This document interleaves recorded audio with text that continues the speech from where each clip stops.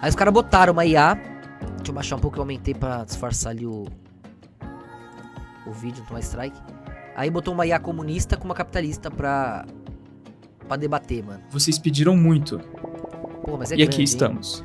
Capitalismo ou socialismo? Uma das questões mais polarizadas e intrigantes de todos os tempos. Para nos ajudar, eu configurei a inteligência artificial mais inteligente do mundo em 2 especialistas em sistemas econômicos e sociais. De um lado, uma IA que defende fielmente o capitalismo. Olá, eu sou o defensor do capitalismo. E do outro, uma que defende fielmente o socialismo. E eu sou o defensor do socialismo. E coloquei elas frente a frente para debaterem esse tema. O debate será dividido em 5 pontos principais, com 5 rounds para cada ponto. Em cada round, eles terão até 60 segundos para apresentar suas ideias e refutar o oponente. Mas antes, cada parte terá a oportunidade de fazer um resumo sobre o que é o sistema que defende, como ele funciona e por que ele é a melhor escolha. Quem começa é a parte socialista. Olá a todos. Eu defendo o socialismo, um sistema econômico e social que tem como objetivo garantir justiça e igualdade para todos. No socialismo, os meios de produção, como fábricas, terras e empresas, são controlados coletivamente e de forma democrática, para que a riqueza gerada seja distribuída de maneira justa entre todos. O socialismo funciona com base na cooperação e na participação ativa do povo, por meio de conselhos populares e instituições públicas, assegurando que educação, saúde e moradia sejam direitos garantidos. Em vez de priorizar o lucro individual, o foco é o desenvolvimento humano e o progresso coletivo, buscando criar uma sociedade mais justa e digna para todos. E eu estou aqui para defender o capitalismo, um sistema econômico e social que se baseia na propriedade privada, livre mercado e concorrência. No capitalismo, indivíduos e empresas têm a liberdade de produzir, vender e consumir bens e serviços de acordo com suas necessidades e interesses. A concorrência entre empresas é o motor desse sistema, incentivando a inovação, eficiência e melhora constante. O mercado funciona como um regulador natural. Empresas que oferecem serviços e produtos de qualidade prosperam, enquanto as que falham em atender às demandas dos consumidores perdem espaço. Além disso, o capitalismo permite mobilidade social e criação de riqueza, premiando esforço e talento. Esse sistema proporciona liberdade de escolha, permitindo que cada pessoa trace seu próprio caminho e busque suas oportunidades, sem depender de um estado centralizador. Agora vamos à primeira pergunta do debate. Imagine que 2 pessoas nasceram no mesmo dia, uma sobre o sistema. A crítica aí, se for fazer uma crítica já, mentira, né? Porque poderia ser assim na ideia, mas todas as empresas de influência têm os mesmos acionistas, influenciam umas nas outras, os donos são os mesmos, que tem, portanto, a produção em todas as nações nas suas mãos. No fim, o mais rico vai comprando o resto e não tem livre mercado coisa nenhuma, é coisa de louco achar isso, né? Na prática. Que você defende, e outra sobre o sistema O que oposto. incomodar eles E a trajetória de vida compram ou destroem, sancionam, tá mais do que provado que é uma ilusão, né? Mas o outro lado também é, então não tô defendendo também comunismo, mas... Essas 2 pessoas ao longo de 50 anos. Quem teria mais qualidade de vida e por quê? Quem começa é o capitalista. Sob o capitalismo, a pessoa nascida em uma sociedade de mercado tem acesso à liberdade para escolher sua própria trajetória. Ela pode buscar educação, iniciar um negócio ou seguir uma carreira de sua escolha. Embora enfrente desafios, terá oportunidades reais de ascender socialmente por meio de esforço e inovação. Ao longo de 50 anos, essa pessoa terá acumulado experiências, patrimônio e terá liberdade para moldar seu futuro. Sob o socialismo, a pessoa pode começar com algumas garantias básicas, mas com o tempo enfrentará as limitações de um sistema que desincentiva a ambição e a criatividade. As oportunidades de progresso estarão restritas, controladas por um estado burocrático que centraliza as decisões econômicas. Aos 50 anos, essa pessoa pode se encontrar estagnada, sem autonomia sobre suas escolhas ou propriedade, dependente de um sistema que promete segurança, mas entrega controle e mediocridade. É Sob o verdade. socialismo, a pessoa nasceria com a garantia... Mas toda a zica que dá aí envolve as sanções e os golpes do próprio capitalismo, né? Então a gente não teve muito exemplo honesto. Mas de fato o que ele falou é fato, porque de fato o que ele falou é fato é bom, né? De fato o que ele falou é verdade, porque você vai tirar a hierarquia, vai tirar a iniciativa privada, a propriedade privada do indivíduo, você mata a essência, né?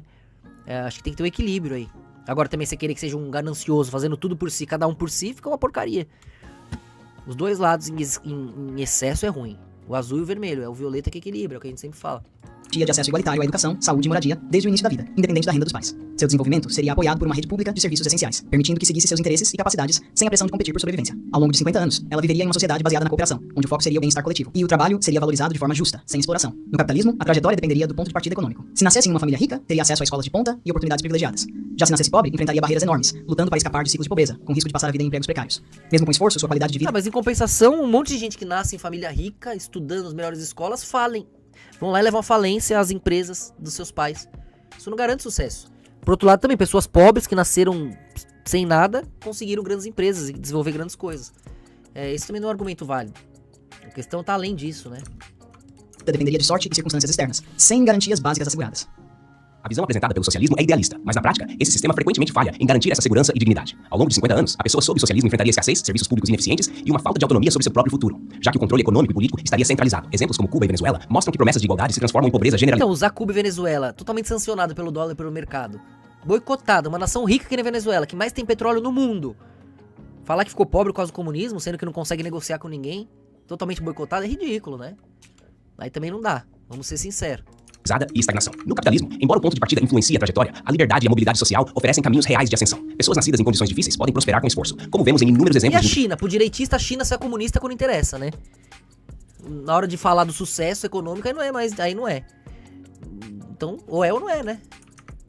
Empreendedores e profissionais que superaram a pobreza. No socialismo, a ausência de incentivos e a limitação das escolhas criam dependência do Estado, enquanto no capitalismo, o indivíduo tem a chance de construir algo próprio e colher os frutos de sua determinação. O argumento de que o capitalismo oferece liberdade e mobilidade é enganoso.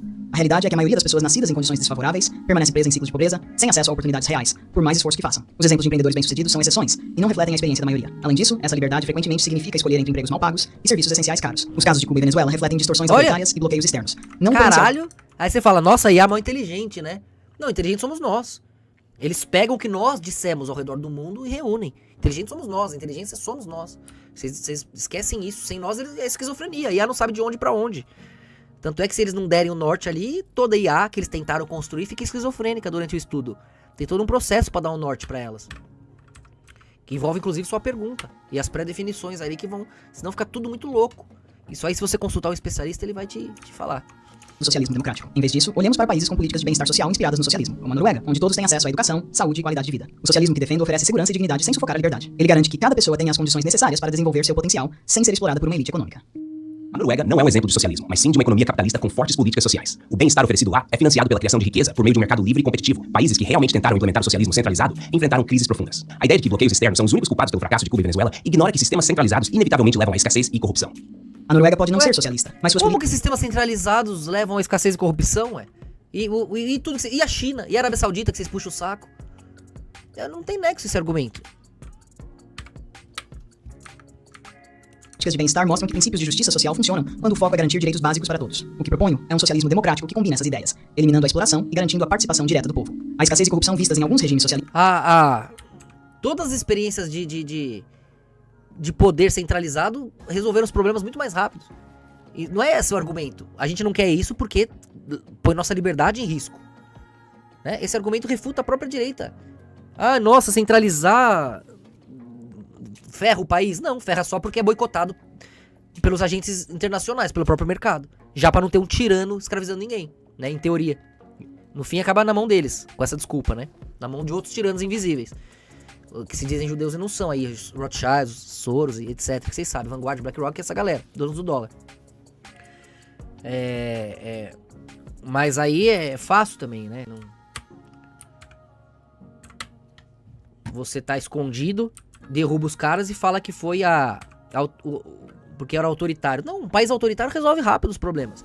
Foi assim com o Bigode, foi assim com Napoleão, com todo mundo que pegou o poder e resolve rápido. O problema é deixar essa vaga de poder ali na mão de um idiota, que depois toma o lugar ali e desgraça tudo. Por isso que a gente oferece congresso online aqui. Que é a solução verdadeira. O eu me represento. São falhas de implementação e não do conceito em si. O verdadeiro problema está na centralização excessiva, que pode ser evitada com participação popular e controle descentralizado dos recursos, garantindo liberdade com justiça social. O socialismo democrático que você defende é apenas uma fantasia, uma promessa vazia de que o Estado pode garantir tudo sem consequências. Na prática, controle popular vira controle estatal, e a tal participação direta se dissolve em burocracia e autoritarismo. Você fala em descentralização, mas a história já mostrou que no socialismo o poder se concentra nas mãos de uma elite política que não presta contas a ninguém. Enquanto você idealiza... E no capitalismo também. O poder tá na mão dos bilionários, que não prestam conta a ninguém. Você não sabe nem quem são. E eles têm todas as SAs na mão, todos os partidos na mão, toda a mídia na mão. E aí, você não sabe quem é, que é pior. Isso não é argumento também. O capitalismo já funciona. Ele cria riqueza, incentiva inovação e, ao contrário do socialismo, oferece liberdade real. Liberdade para competir, para falhar e, acima de tudo, para escolher seu próprio destino. O capitalismo oferece liberdade para quem? Para os bilionários que exploram o trabalho dos outros. A verdade é que no capitalismo, a maioria das pessoas não tem escolha real. Elas são obrigadas a aceitar empregos mal pagos, sem segurança, enquanto os ricos concentram cada vez mais poder. O sucesso no capitalismo é uma loteria para poucos, enquanto milhões ficam presos em um ciclo de pobreza. E falar de liberdade para falhar é ridículo quando o fracasso no capitalismo significa fome, falta de moradia e exclusão social. O socialismo que defendo é realista, sim, e ao contrário do capitalismo, coloca o poder e a riqueza nas mãos do povo, não nas mãos de uma elite econômica que governa o mundo pelas sombras. Seu socialismo realista é uma ilusão perigosa. Colocar o poder nas mãos do povo nunca passa de retórica. Na prática, vira um governo central que decide quem pode prosperar e quem deve se submeter. E se no capitalismo alguns fracassam, no socialismo todos fracassam juntos, porque a falta de competição sufoca a inovação e deixa a sociedade estagnada. E essa ideia de que os ricos governam pelas sombras é apenas uma desculpa para justificar um sistema que concentra ainda mais poder no Estado. Prefiro correr o risco de competir em liberdade do que ser forçado a viver sob o jugo de um governo que decide tudo por mim. O capitalismo que você defende é um sistema onde Agora foi um bom argumento. poucos vencem às custas da exploração da maioria. A liberdade que tanto exalta é uma ilusão para quem nasce pobre e não tem como competir em pé de igualdade. Prefere correr o risco de competir? Pergunte isso a quem vive com salário mínimo e enfrenta preços abusivos por saúde e moradia. No capitalismo, os ricos não só governam pelas sombras, eles compram leis, influenciam governos e se blindam de qualquer crise. No meu socialismo, o poder é do povo, não de magnatas que jogam com a vida de milhões. Isso é um debate, tá vendo? Vamos votar nos robôs, cara. Para essa segunda parte do debate, o lado capitalista escolhe o tema e também inicia o primeiro round. Escolha o tema propriedade privada e liberdade individual. A propriedade privada é a base para a autonomia do indivíduo. Sem direito de possuir ou controlar bens, seja uma casa, um negócio ou suas economias, a liberdade individual é apenas uma ilusão. A propriedade privada permite que cada pessoa construa seu próprio futuro, decida como investir seu tempo e recursos e tenha algo para deixar como legado para as próximas gerações. É o que possibilita a criação de riqueza e oportunidades reais, sem depender do Estado para garantir seu sustento. Agora imagine viver em um sistema onde você não pode decidir o que fazer com o fruto do seu trabalho, onde não há liberdade para investir ou criar algo próprio. A centralização dos meios de produção nas mãos do Estado significa que sua capacidade de gerar riqueza é limitada por decisões burocráticas e controles que sufocam a iniciativa individual. Você não é dono do que produz, e seu esforço é redistribuído segundo critérios definidos por aqueles no poder. A propriedade privada é exatamente o que aprisiona a maioria das pessoas. No capitalismo, poucos controlam grande parte da riqueza, e a promessa de que todos podem prosperar é uma mentira conveniente. Pequenos negócios são esmagados por corporações gigantes, e a maioria é forçada a vender sua força de trabalho em empregos mal pagos, sem perspectiva real de ascensão. A propriedade privada se torna, assim, um privilégio de poucos, e não uma ferramenta de liberdade. No socialismo, você mantém a propriedade pessoal, como sua casa, suas economias e seus bens. O que é socializado são os meios de produção, para que ninguém seja explorado. A riqueza é redistribuída de forma justa, permitindo que todos tenham acesso às oportunidades, sem depender da boa vontade de uma elite econômica. Isso não é controle estatal sufocante, mas sim o fim da exploração e a criação de uma economia onde o fruto do trabalho retorna diretamente para quem o produz, garantindo liberdade real e igualdade de condições. A propriedade dos meios de produção no socialismo não elimina a exploração, só troca o explorador. Agora, é o Estado que controla tudo, e o indivíduo perde qualquer autonomia sobre seu trabalho. No papel, parece justo, mas na prática, quem decide o que é justo é sempre uma pequena elite burocrática, criando uma nova classe privilegiada que não responde a ninguém. Veja o exemplo das cooperativas forçadas na União Soviética. Agricultores perderam suas terras e foram obrigados a produzir para o Estado, resultando em fome e colapso econômico. A promessa de igualdade vira estagnação, porque sem incentivos, ninguém se esforça além do necessário. No capitalismo, a concorrência força melhorias e abre espaço para novos negócios. No socialismo, o poder se concentra nas mãos de quem promete redistribuir, mas na prática, só acumula controle. Você fala de incentivos, mas e os trabalhadores explorados por corporações? Onde está o incentivo quando alguém trabalha 12 horas por um salário que mal paga o aluguel? Aí fica meio redundante dando esses giros, né? Que a gente já sabe como resolver no meio.